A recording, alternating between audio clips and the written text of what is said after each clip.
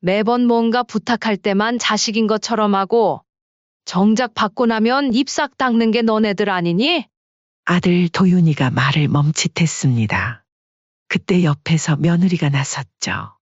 어머님, 듣자 하니 너무하시네요. 저희가 뭘 그렇게 잘못했다고요? 정숙 씨는 가방에서 종이봉투를 꺼냈습니다. 그 안에는 칫솔 치약 세트가 들어있었죠. 이거 설날 때 너희가 준 거야.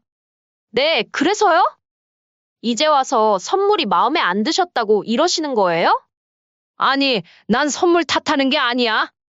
너희가 사돈 댁에는 50만 원짜리 한우 세트를 보내고 나한테는 2만 원짜리 칫솔 세트를 준 건 나를 무시하는 행동 아니니? 오늘 이야기의 주인공은 65세 이정숙 씨입니다. 평생을 자식 하나만 바라보고 살아온 여자였죠. 지금 정숙 씨는 법원 복도에 서서 떨리는 손으로 서류 한 장을 움켜쥐고 있었습니다. 차가운 형광등 빛 아래 서류 위 글자들이 흐릿하게 춤추는 것만 같았죠. 증여 무효 소송. 입 밖으로 나오는 말이 낯설게 느껴졌습니다. 자식에게 준 것을 다시 빼앗는다는 게 어머니로서 할 일이 맞나 싶었죠. 하지만 이제는 돌이킬 수 없었습니다. 그리고 무엇보다 돌이키고 싶지 않았습니다. 정숙 씨의 인생은 다른 동년배 어머니들과 비슷하게 늘 자식을 위한 것이었습니다. 25에 결혼해서 26에 아들 하나를 낳았죠. 남편과 함께 키우던 아들이 5살이 되던 해, 남편은 갑작스러운 사고로 세상을 떠났습니다. 그때부터 정숙 씨의 삶은 오직 아들 도윤이를 위한 것이 되었죠. 새벽 5시, 을지로 지하상가의 한 식당에서 정숙 씨의 하루는 시작됐습니다. 출근길 직장인들을 위한 백반을 준비하고 점심시간이 지나면 잠깐 쉬었다가 저녁 장사를 했죠. 밤 9시가 되면 식당 일을 마치고 근처 사무실 건물로 달려갔습니다. 2시간 동안 사무실 청소를 하고 나면 그제야 하루가 끝났죠. 이 정도면 됐지? 우리 도윤이 대학 등록금은 문제 없겠다. 퇴근길 버스 안에서 통장 잔고를 확인할 때마다 흐뭇했던 기억이 났습니다. 그때는 몰랐죠. 그렇게 모은 돈이 나중에 자신의 가슴에 비수가 되어 돌아올 줄은요. 허리가 아파 잠 못 이루는 밤이면 정숙 씨는 도윤이의 어린 시절 사진을 꺼내보곤 했습니다. 까만 눈동자로 해맑게 웃고 있는 아들의 모습을 보면 모든 고단함이 사라졌죠. 그 미소를 지키기 위해서라면 무엇이든 할 수 있었습니다. 도윤이는 그런 어머니의 마음을 아는지 효자였습니다. 아니, 정확하게 그때는 효자였죠. 대학에 들어가서도 아르바이트를 하며 용돈을 벌었고, 방학이면 어머니 일손을 돕겠다며 식당에도 나왔죠. 그래서 더 자랑스러웠습니다. 우리 아들, 이제 취업했다니까 결혼할 때가 됐나 봐요. 단골 손님들과 이런 이야기를 나눌 때면 정숙 씨의 얼굴엔 미소가 떠나지 않았습니다. 30이 된 아들이 결혼 이야기를 꺼냈을 때도 그랬죠. 어머니, 저 결혼하고 싶은 사람을 만났어요. 어머, 듣던 중 반가운 소리구나. 나는 손주 언제 보나 하고 있었는데 정말 잘 됐구나. 그래, 어떤 사람인데 그래? 도윤이가 처음 며느리 지혜를 데리고 왔던 날, 정숙 씨는 쉬는 날임에도 아침부터 장을 보러 나갔습니다. 미역국에 소고기는 기본이고 장조림에 멸치볶음, 시금치 나물까지 평소 잘 쓰지 않던 접시도 꺼내놨죠. 어머님, 솜씨가 정말 대단하시네요. 그래? 맛있게 먹어주니 기쁘구나. 처음 만난 자리에서 지혜는 그렇게 말했습니다. 수줍은 듯 미소 짓는 모습이 예뻐 보였죠. 도윤이가 이런 좋은 여자를 만났구나 싶어 마음이 놓였습니다. 결혼 준비를 하면서 정숙 씨는 통장을 모두 비웠습니다. 30년 동안 모아온 돈이었지만 아깝지 않았죠. 오히려 자식을 위해 써볼 기회가 생겨 기뻤습니다. 한 번 더 생각해 보시죠. 이렇게까지 무리하실 필요는 없으실 것 같은데. 부동산 중개인이 걱정스러운 얼굴로 말했습니다. 신혼집으로 마련한 아파트의 계약금이 제법 큰 금액이었거든요. 거기에 대출금까지 더해지면 정숙 씨의 노후는 빠듯할 게 뻔했죠. 하지만 정숙 씨는 웃으며 대답했습니다. 에이, 무슨 소리예요? 자식 도와주는 게 어때서요? 그래도 걱정해 주셔서 감사합니다. 하지만 후회하진 않을 거예요. 그때는 진심이었습니다. 부모라면 당연히 자식을 도와야 한다고 믿었고 자신도 그렇게 살아왔으니까요. 결혼식 날 정숙 씨는 참 행복했습니다. 턱시도를 입은 아들이 너무 잘생겨 보였고 하얀 웨딩드레스를 입은 며느리는 마치 천사 같았죠. 하객들은 모두 잘 어울린다고 했습니다. 보기만 해도 배부른 느낌이 들었죠. 어머님, 걱정 마세요. 혼자 외롭지 않으시게 저희가 자주 찾아뵐게요. 신혼여행을 떠나기 전 며느리 지혜가 그렇게 말했습니다. 정숙 씨는 그 말을 온전히 믿었죠. 하지만 세상에 영원한 것은 없다더니 행복도 그런 모양이었습니다. 처음에는 일주일에 한 번씩 찾아오던 발걸음이 한 달에 한 번으로 줄었고 그마저도 점점 뜸해졌습니다. 전화를 해도 지금 좀 바빠요. 라는 대답이 돌아올 뿐이었죠. 특히 명절이 될 때마다 가슴이 아팠습니다. 시댁에는 들리지도 않다가 사돈댁에서 하루 종일 머무는 모습을 보면서도 정숙 씨는 참았습니다. 자식이 잘 살면 그만이지 하고 스스로를 위로하면서요. 그러다 지난 명절 설날 모든 것이 바뀌었습니다.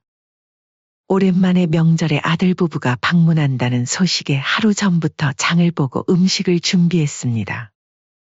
도윤이가 어렸을 때부터 좋아하던 소고기 장조림도 만들고 며느리가 한번 칭찬했던 잡채도 준비했죠. 떡국떡은 새벽 시장에 가서 제일 좋은 것으로 골랐습니다. 하지만 아들 부부는 방문하자마자 1시간도 채 되지 않아 서둘러 나가려 했죠. 어머님, 저희 이만 가볼게요. 오늘 친정에 가야 해서요. 벌써? 떡국이라도 한 그릇 더 먹고 가지? 처가는 매번 갔잖니? 아니에요, 괜찮아요. 저희 시간 없어요.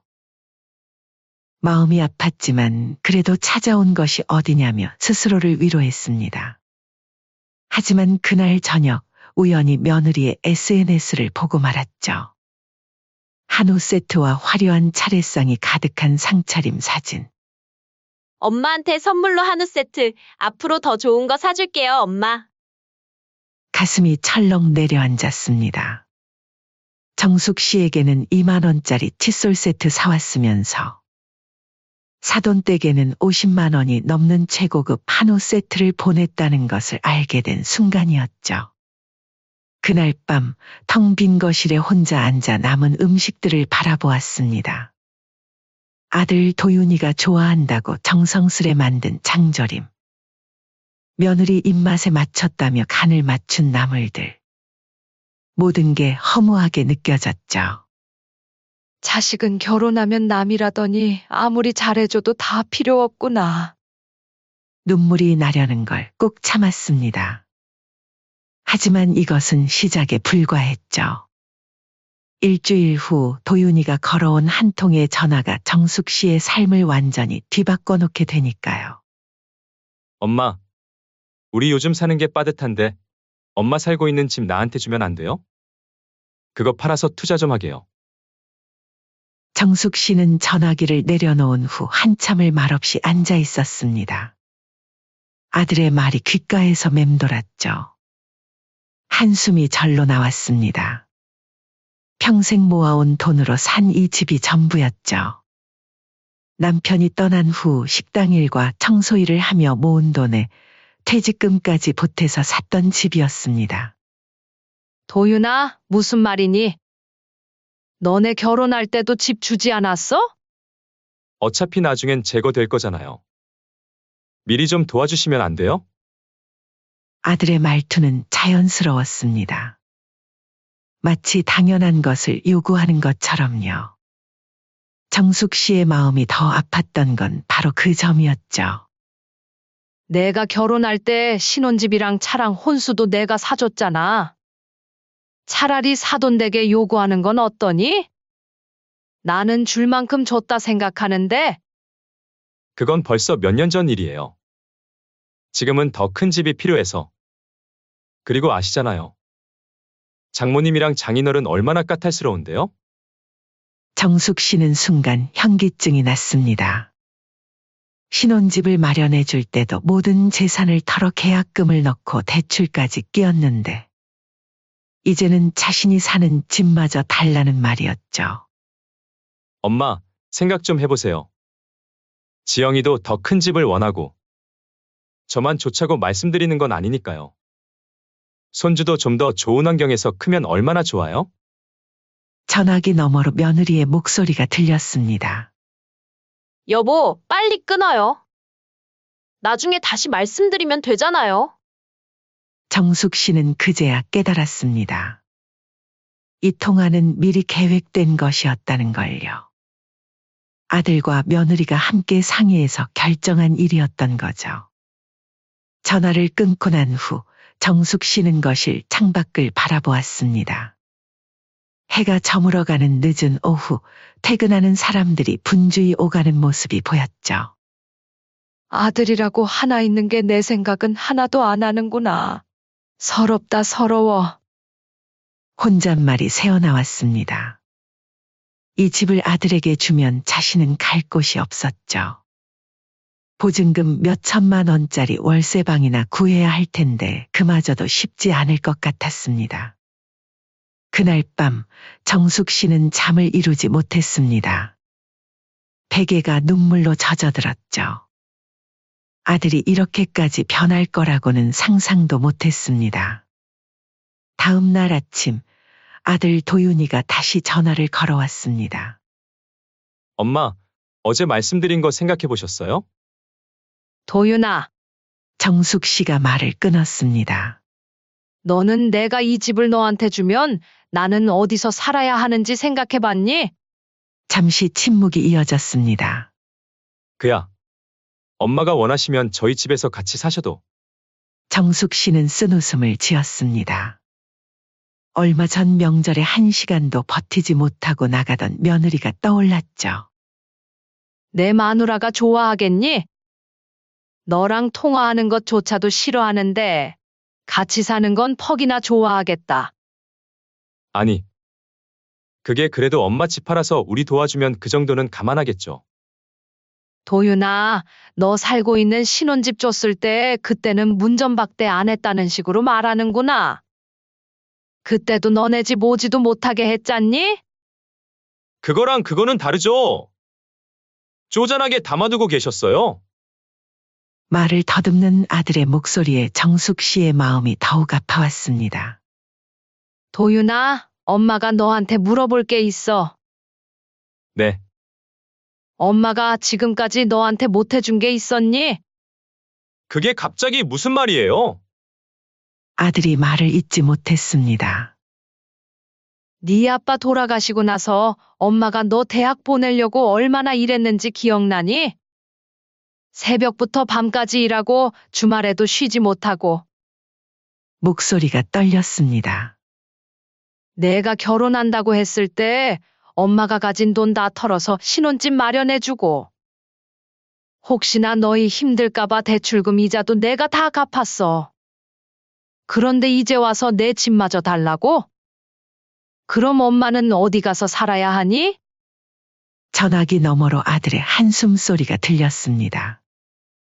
요즘 애들 키우는데 돈이 너무 많이 들어가서 그래요.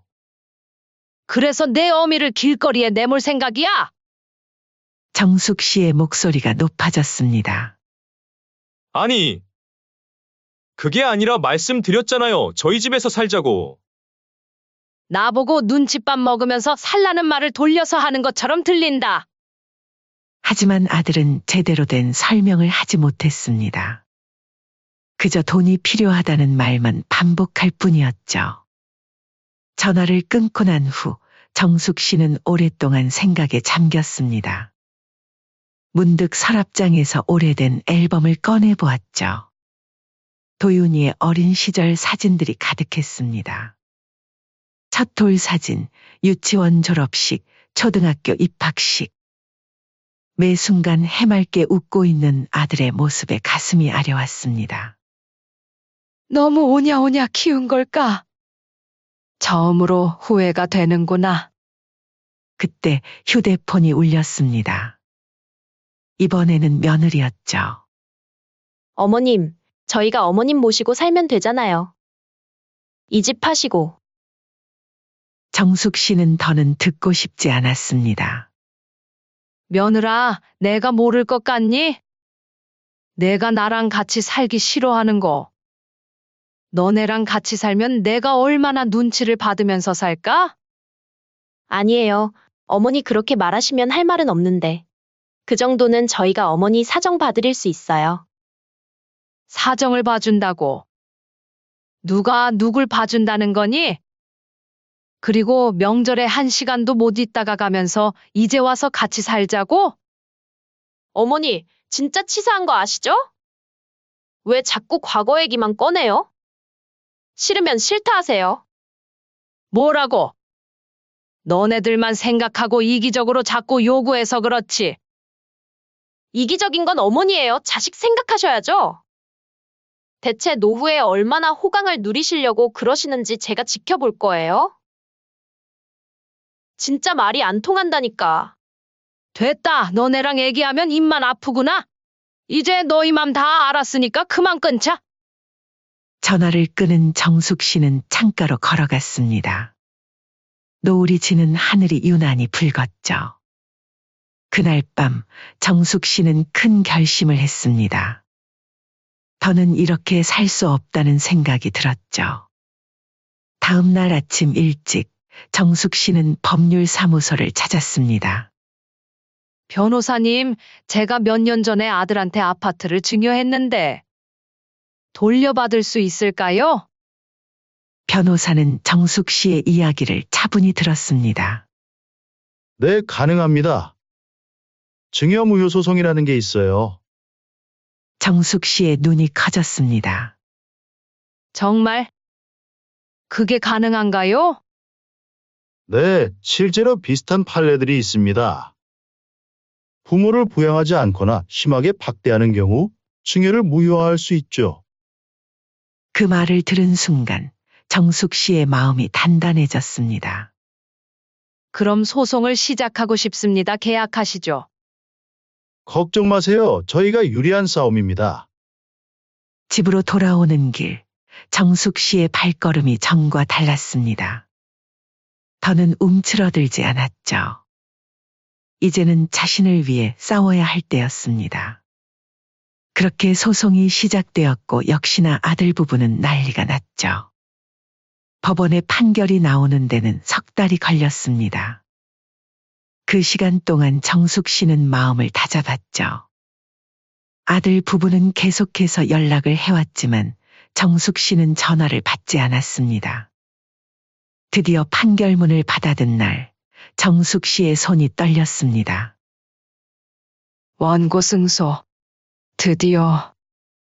눈앞이 흐려졌습니다. 기뻐서가 아니었죠. 여기까지 오게 될 줄은 몰랐습니다. 판결이 나자마자 도윤이가 달려왔습니다. 얼굴이 하얗게 질려 있었죠. 엄마! 이게 무슨 짓이에요? 우리 집을 빼앗으시겠다는 거예요? 정신 좀 차리세요. 정숙 씨는 차분히 아들을 바라보았습니다. 말은 바로 하자. 너 집이 아니라 내 집이야. 그리고 정신을 차려 할 건 너네란다. 엄마가 주신 거잖아요. 이제 와서 물은다는 게 부모가 할 짓이에요? 말 한 번 잘했다 너네는 자식 노릇을 잘한 것처럼 말하는구나. 너는 그 집 받고 나서 날 어떻게 대했는지 기억나니? 매번 뭔가 부탁할 때만 자식인 것처럼 하고 정작 받고 나면 입싹 닦는 게 너네들 아니니? 아들 도윤이가 말을 멈칫했습니다. 그때 옆에서 며느리가 나섰죠. 어머님, 듣자 하니 너무하시네요. 저희가 뭘 그렇게 잘못했다고요? 정숙 씨는 가방에서 종이봉투를 꺼냈습니다. 그 안에는 칫솔 치약 세트가 들어 있었죠. 이거 설날 때 너희가 준 거야. 네, 그래서요? 선물이 마음에 안 드셨다고 이러시는 거예요? 며느리의 목소리가 날카로웠습니다. 아니, 난 선물 탓하는 게 아니야. 너희가 사돈 댁에는 50만 원짜리 한우 세트를 보내고 나한테는 2만 원짜리 칫솔 세트를 준 게 문제가 아니라 이건 돈이 문제가 아니고 나를 무시한다고 생각이 드는 게 문제란다. 정숙 씨가 잠시 숨을 골랐습니다. 그날 SNS에 올린 사진 봤어. 사돈 댁에서는 하루 종일 웃으면서 지내더니 우리 집에서는 1시간도 못 버티고 나가더라. 어디 그뿐이니? 사돈 댁이랑은 해외여행도 자주 가면서 나는 손주나 봐달라 하고. 며느리의 얼굴이 붉어졌습니다. 아니요. 제가 느끼기엔 그깟 선물 때문에 삐져서 그러는 것 같은데요? 정숙 씨가 쓴웃음을 지었습니다. 내가 그깟 선물 받자고 이러겠니? 기가 차구나? 너희한테 얼마나 줬는지 기억나? 신혼집 사줄 때 내 통장 다 털었어. 그것도 모자라 대출까지 끼고. 도윤이가 발끈했습니다. 그러니까 이제 와서 그걸 다 갚으라는 거예요. 아니, 난 그동안 너희한테 준 게 아깝다는 게 아니야. 그저 부모된 도리로 해준 거니까. 하지만 이제는 안 되겠더라. 너희가 날 버렸으니 나도 이제 너희를 버려야겠어. 엄마! 저희를 버린다고요? 후회 안 하실 거죠? 왜? 놀랐니? 후회는 없다. 정숙 씨는 가방에서 서류 뭉치를 꺼냈습니다. 이거 봐. 너희 결혼하고 나서 내가 매달 얼마씩 도와줬는지 다 적어놨어. 신혼집 대출이자도 내가 다 냈지. 너희 카드값에 아기 용품비에 이런 것까지 다 내가 해결해줬는데? 아들 도윤이와 며느리는 아무 말도 하지 못했습니다. 그런데 정작 너희는 뭐였니? 내가 필요할 때만 찾았지. 명절에도 얼굴 비치기 싫어하고 전화도 귀찮아하고. 심지어는 내 집까지 달라고? 그래도 저희가 어머님 모시고 산다고 했잖아요. 며느리가 발끈하며 말했습니다. 그래? 그럼 내가 물어볼게. 내가 진심으로 나랑 살고 싶었던 거니? 그게 솔직히 말해봐. 그냥 그 상황 모면하기 위해서 한 말인 거 아니야? 막상 같이 살게 되면 이런저런 핑계 대면서 내쫓을 거 아니었니? 며느리는 대답하지 못했습니다. 내가 다 알아. 너희 둘이서 얼마나 많은 계획을 세웠겠어? 어머님 모신다고 하면 집을 주시지 않을까? 이런 생각했겠지? 정숙 씨는 창가로 걸어갔습니다. 잠시 밖을 내다보더니 다시 돌아섰죠. 사실 나도 처음엔 망설였어. 내 자식인데 이렇게까지 해야 하나? 그런데 너희가 내 집을 달라고 했을 때 깨달았지. 너희한텐 난 그저 돈 줄이고 식모였다는 걸. 엄마, 그렇게 말씀하시면 아니, 내가 다 말할 때까지 들어. 판사님도 다 알아보셨더라. 너희가 그동안 나를 어떻게 대했는지. 심지어 통화 녹음까지 들으셨어. 내 마누라가 친구한테 한 말? 며느리의 얼굴이 창백해졌습니다. 무슨 녹음요? 시어머니가 짐이라고? 빨리 정리하고 싶다고? 그 말 말이야. 그건 그냥 친구랑 한 농담이었어요.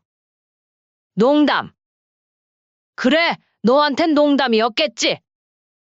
하지만 그 말을 들은 내 가슴은 칼로 베는 것처럼 아팠어. 정숙 씨는 서류 봉투를 꺼냈습니다. 이제 이 집을 비워줘. 한 달 시간을 줄게. 엄마! 갑자기 이러시면 저희는 어디로 가요? 그건 내가 알아서 할 일이지. 나보고 길거리에 나가서 살라고 할 때는 언제고. 그래도 저희 아이도 있고 손주 봐서라도 그만 마음 푸세요.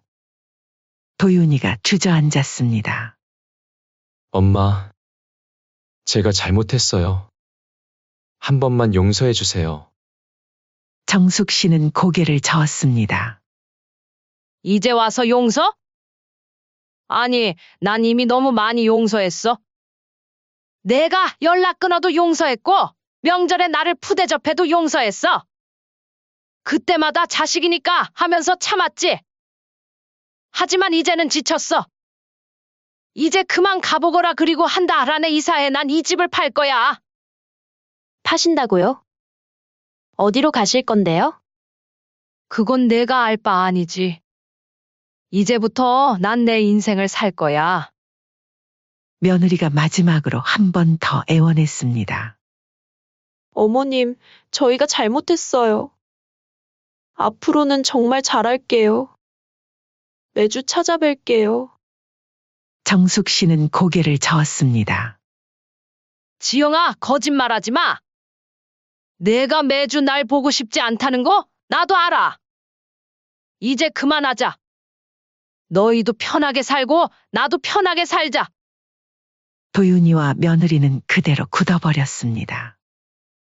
이제 가봐. 다음 주부터 부동산 중개인들이 집을 보러 올 거야. 정숙 씨는 창가로 돌아섰습니다. 뒤에서 아들이 흐느끼는 소리가 들렸지만 더는 돌아보지 않았죠. 문이 닫히고 발소리가 멀어졌습니다. 정숙 씨는 그제야 깊은 숨을 내쉬었죠. 이제 정말 끝이구나. 눈물이 흘렀지만 이번에는 서러워서가 아니었습니다. 오히려 오랜 짐을 내려놓은 것 같은 후련함이 느껴졌죠. 창밖의 하늘은 이제 완전히 어두워져 있었습니다. 하지만 정숙 씨의 마음속은 그 어느 때보다 밝았습니다. 새로운 시작을 앞둔 설렘 때문이었을까요? 이제는 나를 위해 살아야지. 시간이 흘러 봄이 찾아왔습니다. 정숙 씨는 전라도 어느 작은 마을의 전원주택 마당에 앉아 꽃들을 바라보고 있었죠. 아파트를 팔아 장만한 이곳은 그녀의 새로운 보금자리가 되었습니다. 아이고, 정숙 씨. 오늘도 일찍 나오셨네요. 옆집 할머니의 목소리에 정숙 씨가 고개를 돌렸습니다. 네, 날이 너무 좋잖아요. 이런 날 집에만 있을 순 없죠. 봄바람이 불어오자 매와 향기가 코끝을 간지렸습니다. 정숙 씨는 깊게 숨을 들이마셨죠. 여기 온 지도 벌써 1년이 다 되어 가네요. 그러게 말이에요. 처음엔 걱정했는데, 이제는 완전히 이곳 사람이 되셨어요. 정숙 씨는 미소를 지었습니다. 맞습니다. 이제 이곳이 자신의 집이라는 생각이 들었죠. 아들 부부와 완전히 결별하고 내려온 이곳에서 정숙 씨는 비로소 자신만의 삶을 찾았습니다.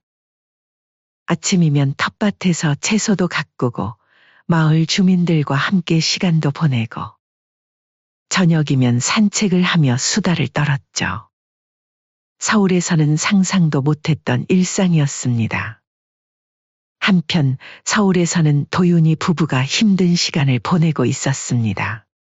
전세금을 마련하지 못해 월세 단칸방으로 옮긴 그들은 이제야 부모의 소중함을 깨닫고 있었죠. 직장에서 돌아와 아이를 돌볼 사람도 없어 더욱 힘들었습니다. 여보, 우리 어머님한테 연락이라도 한번 드려볼까요? 며느리 지혜가 조심스럽게 말을 꺼냈습니다. 이제 와서? 내가 볼 때는 어머님이 전화도 안 받으실 것 같은데. 도윤이는 한숨을 쉬었습니다. 그래도 요즘 들어 자꾸 어머님 생각이 나요.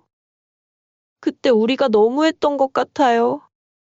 며느리의 눈에 눈물이 고였습니다. 애한테 할머니 얘기를 해주고 싶어도 못 해주겠고, 어머님이 끓여주시던 미역국 생각도 나고, 도윤이는 아무 말도 하지 못했습니다. 그도 어머니가 그리웠지만 이제 와서 무슨 말을 할 수 있을지 막막했죠. 엄마, 할머니는 어디 가셨어요? 아이의 질문에 부부는 서로 눈길을 피했습니다. 여보 그리고 어제 보니까 어머님 SNS에 사진 올라왔더라고요. 전원주택에서 사시는 것 같던데. 참 좋아 보이시더라고요. 도윤이는 얼른 어머니의 SNS를 찾아보았습니다. 그동안 어머니가 아싸낫을 하는지도 몰랐던 아들은 그제서야 확인하기 시작했죠. 언제 이런 걸 배우셔서 사진도 올리셨대. 꽃밭에서 환하게 웃고 있는 어머니, 텃밭에서 채소를 가꾸는 모습. 이웃들과 찍은 단체 사진. 모든 사진에서 어머니는 행복해 보였습니다. 여보, 며느리 지혜도 사진들을 보며 눈물을 훔쳤습니다. 우리가 정말 큰 실수를 했네요. 그동안 돈과 재산만 바라보며 살았던 자신들의 모습이 부끄러워졌습니다. 어머니의 마음은 전혀 헤아리지 못한 채 그저 자신들의 이익만 생각했죠. 어머님은 우리한테 이렇게 많은 걸 주셨는데, 우리는 뭘 해드렸지? 지혜의 말에 도윤이는 아무 대답도 하지 못했습니다. 그저 마음 한구석이 시리게 아플 뿐이었죠. 한편 정숙 씨는 그날도 평소와 다름없이 하루를 보내고 있었습니다.